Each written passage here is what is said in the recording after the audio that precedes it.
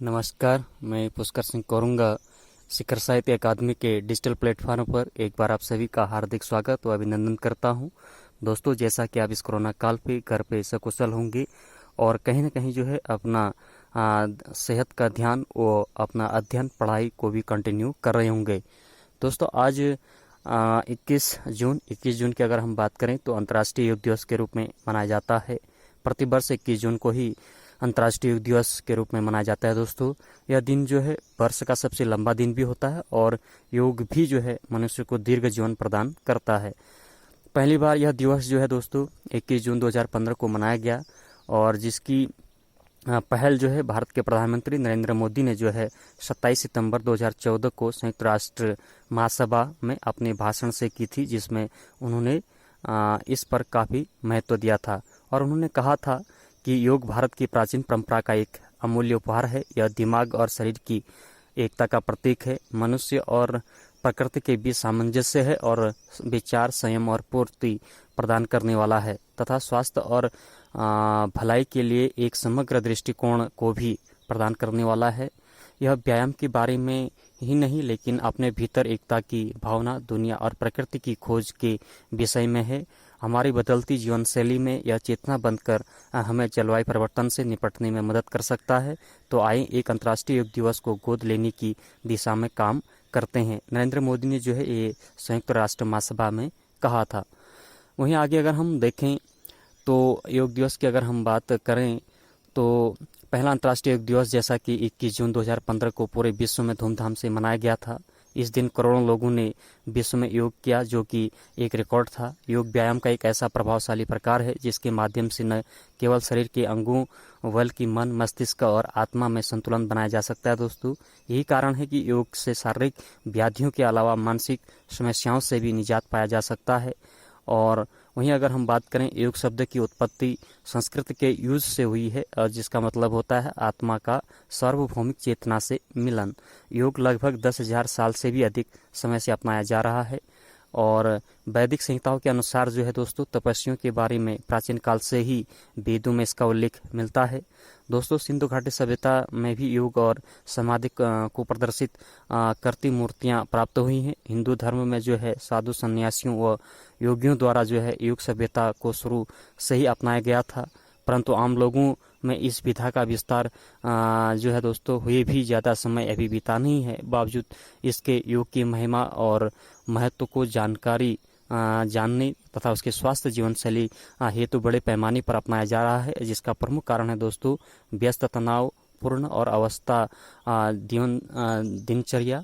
और इस प्रकार से जो है योग का काफ़ी महत्व है। व्यापक रूप से अगर हम देखें तो पतंजलि औपचारिक योग दर्शन के संस्थापक माने जाते हैं। पतंजलि के योग बुद्धि नियंत्रण के लिए एक प्रणाली है दोस्तों, जिसे राजयोग के रूप में जाना जाता है। पतंजलि के अनुसार जो है दोस्तों योग के 8 सूत्र बताए गए हैं, जो दोस्तों मैं बता रहा हूँ आगे, है ना। पहला है दोस्तों यम। यम का मतलब होता है इसके अंतर्गत सत्य बोलना, अहिंसा, और दूसरा है लोभ न करना, विषयासक्ति न होना और स्वार्थी न होना शामिल है। दूसरा नियम है इसके अंतर्गत पवित्रता, संतुष्टि, तपस्या, अध्ययन और ईश्वर को जो है आत्मसमर्पण शामिल करना है दोस्तों। तीसरा है आसन, इसमें बैठने का आसन महत्वपूर्ण है। चौथा है प्राणायाम, सांस को लेना, छोड़ना और स्थिगत रखना इसमें अहम है। पांचवा है प्रत्याहार, बाहरी वस्तुओं से और भावनाओं, अंगों से प्रत्याहार। छठा है धारणा, और धारणा की अगर हम बात करें तो इसमें एकाग्रता अर्थात एक ही लक्ष्य पर ध्यान लगाना महत्वपूर्ण है। और सातवां है ध्यान। ध्यान की वस्तु को की जो है दोस्तों प्रकृति की गहन चिंतन इसमें शामिल है। आठवां है समाधि, और इसमें जो है ध्यान की वस्तु को चैतन्य के साथ विलय करना शामिल है, जिसके 2 प्रकार हैं, एक तो सविकल्प है और एक अविकल्प है। अविकल्प में संसार में वापस आने का कोई मार्ग नहीं होता है, अतः योग पद्धति की ही जो है चरम अवस्था है। तो इस प्रकार से दोस्तों ये है। और वहीं अगर हम भगवत गीता में भी देखें तो योग कोई 3 प्रकार बताए गए हैं। पहला है कर्म योग। इसमें अगर हम देखें दोस्तों तो इसमें व्यक्ति अपनी स्थिति की उचित और कर्तव्यों के अनुसार कर्म को श्रद्धापूर्वक निर्वाह करता है। दूसरा है भक्ति योग। इसमें भागवत कीर्तन प्रमुख हैं और इससे भावनात्मक आचरण वाले लोगों को सुझाया जाता है। और तीसरा है ज्ञान योग। इसमें जो है ज्ञान प्राप्त करना अर्थात ज्ञानार्जन करना शामिल है। और वैसे देखें दोस्तों तो योग का जो है जीवन में काफ़ी महत्वपूर्ण है, योगदान है ना। इसीलिए जो है अंतर्राष्ट्रीय योग दिवस जो है प्रतिवर्ष 21 जून को मनाया जाता है। यह दिन वर्ष का सबसे लंबा दिन तो है ना, और साथ में जो है मनुष्य को दीर्घ जीवन प्रदान करने वाला भी है। और योग से जो है योग जो कि व्यायाम का सबसे प्रभावशाली रूप में से एक है, स्वस्थ जीवन जीने के लिए बहुत आवश्यक होता है। साथ ही मन और मस्तिष्क को संतुलित रखने में भी योग की अहम भूमिका निभाता है।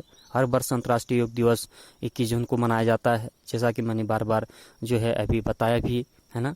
हम सभी जानते हैं कि 21 जून को जो है अंतर्राष्ट्रीय योग दिवस मनाया जाता है। दुनिया भर में योग अभ्यास करने और योग दिवस के रूप में मनाने के लिए विशेष तारीख की शुरुआत जो है भारत के प्रधानमंत्री द्वारा ही की गई थी, है ना। और योग जो है शरीर के लिए फायदेमंद है, यह तो हम बता दें आपको, और पहले भी हम बता चुके हैं। लेकिन क्या योग की शक्तियाँ सीमित हैं? बिल्कुल भी नहीं। योग करने के विभिन्न योगासनों का अभ्यास करना होता है दोस्तों। और योग में कई ऐसे योगासन हैं जिनसे अलग अलग विकारों को दूर किया जा सकता है।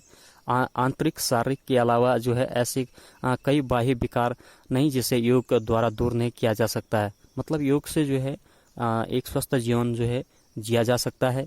आज के समय में जो है दोस्तों तेजी से दौड़ती भागती जिंदगी में आजकल लगभग हर दूसरा व्यक्ति किसी न किसी बीमारी से परेशान है।